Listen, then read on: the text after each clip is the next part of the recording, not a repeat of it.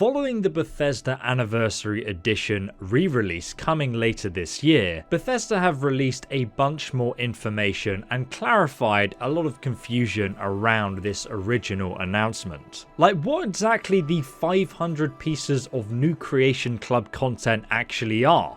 Will this affect your modded version of Skyrim? And we'll also be taking a look at some unreleased Creation Club content that will likely be released with the Skyrim Anniversary Edition as well. But starting out, for all of you on PC and console who are modding their games and worried about the new edition of Skyrim affecting your mods list, Bethesda have now clarified that while Skyrim Anniversary Edition will be a separate buyable game, from a modding perspective, just think of Skyrim Anniversary Edition as a patch for Skyrim Special Edition. Mods won't need to support both of these versions, but Script Extender will need an update, which is true after all game patches. This actually comes from Community Content Manager at Bethesda Game Studios and goes by Cartography on their official Discord. So he is obviously an official source of information who works for the company. He also works directly with many mod authors through the Creation Club.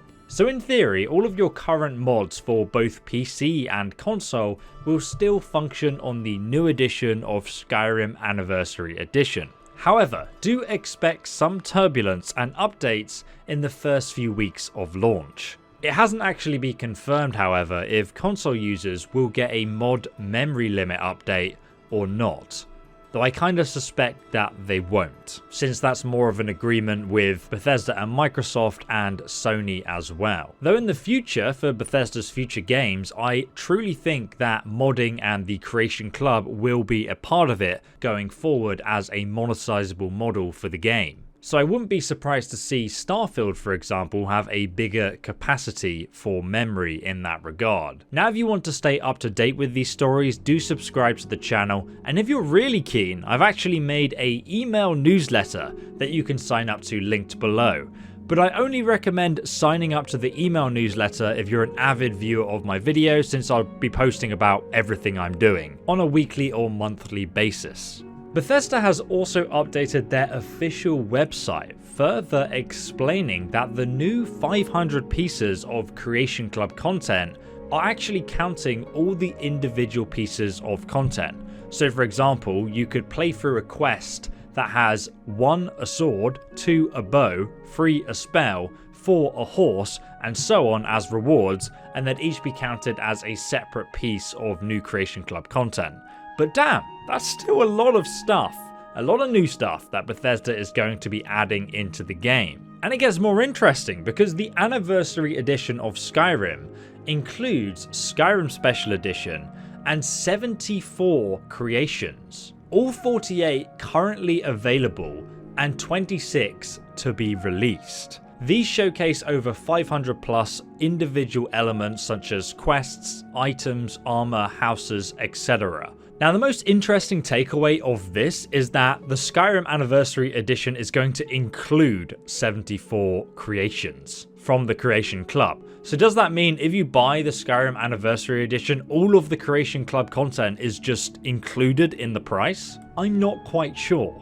But what will we actually find in this new Creation Club content? How big is it going to be? Well, we already know that if we buy Skyrim Special Edition, we'll also be getting the previously released Skyrim Survival Mode, Saints and Seducers, and new fishing mechanic for free.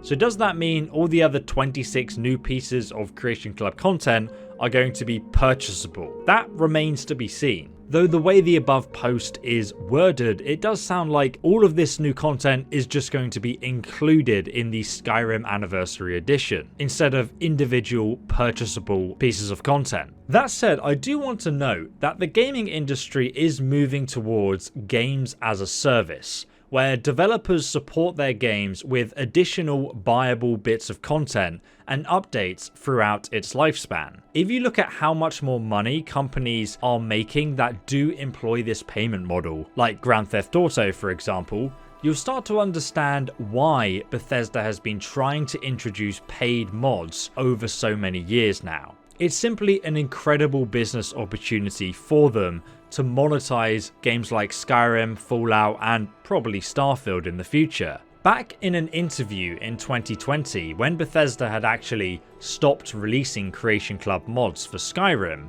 Todd Howard said in this interview that they were actually still making Creation Club content for Skyrim, even though it wasn't being released at the time.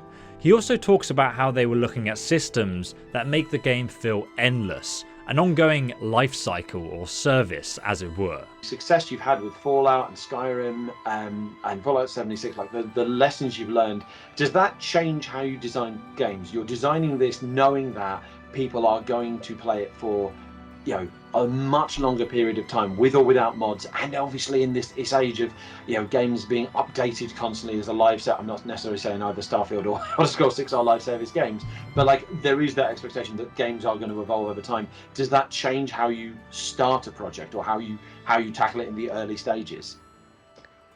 It has. Post Skyrim, they're investing in this world. Their time has real meaning to them, and it does to us as well. So how can it go on forever? And that's a very different way of designing when you use the word forever, because that's the word you have to use. I can't be like, I designed this will last for 3 years versus 7 or 10. Maybe someone can do that. I cannot. There are ways to do that, but they're easier than you think, the easy ones, but they water down the minute to minute and the hour to hour, where you don't want the minute to minute and the hour to hour to feel like a grind. The modding community, that they've been with us for a long time. So it's not that we rely on them per se to add content. From the get-go, it feels endless. And then it has systems that can systemically be doing content. And then as much as we can, we're still making stuff for Skyrim through Creation Club and some other things with some people in the community. Then you have mods. And 76, obviously. So he's just confirmed they are still making things for Skyrim with the Creation Club. So don't know when that's coming out, because it's been a long gap since the last thing they made. Oh god, what was the last time they released the Creation Club? That was a long time ago. I think we'll get a real idea of what Bethesda's Creation Club and paid mods are going to look like when Starfield launches. But how big will these new pieces of Creation Club content be though? Well, it sounds like they're going to be reasonably large quests. As time went on, we saw that the content in Creation Club improved, with the inclusion of larger dungeons with puzzles in them and big boss fights and unique rewards or weapons and spells given to the player as a reward for completing them. For example, the Creation Club quest Forgotten Seasons took me a couple of hours to play through, while the Saints and Seducers DLC took me about an hour to play through. And each of those pieces of content also included a bunch of armor and weapons, all together in one package. So what will the next new Creation Club content be for Skyrim Anniversary Edition? Well, there's actually some unreleased Creation Club mods that can be found in the game files of Skyrim Special Edition under skyrim.ccc. Here we have a list of both released and unreleased Skyrim Creation Club content, like Necro House and Necro Arts. This obviously sounds like a new house specifically for necromancers, which is a really cool theme idea, and I hope it contains a secret dungeon full of respawning corpses that I can resurrect for my own army of undead.